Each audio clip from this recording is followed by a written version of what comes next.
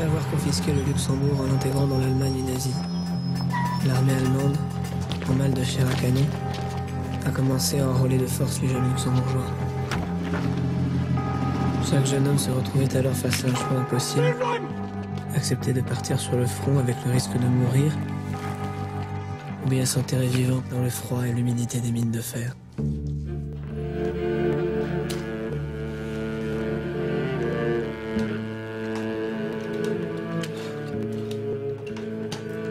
Il fait froid. Il fait humide. Les mines Atlas. Les mains d'Albert sont bouffées par l'eczéma. Certains sont ici depuis plus d'un an.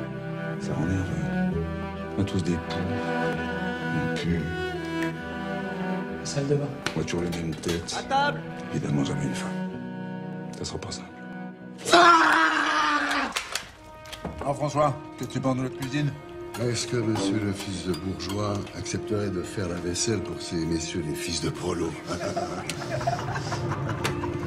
Si t'es pas chez toi, t'es chez moi! À la mine! Vous savez pas qu'on a le droit de sortir de la mine la nuit? C'est pas dangereux avec les patrouilles?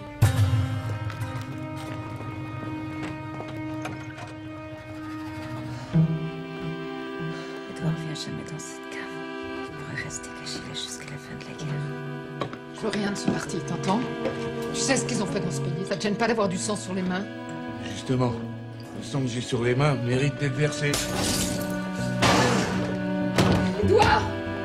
Je t'en supplie, ouvre la porte! Non, guerre, j'ai fait mon devoir. La guerre. L'engagement.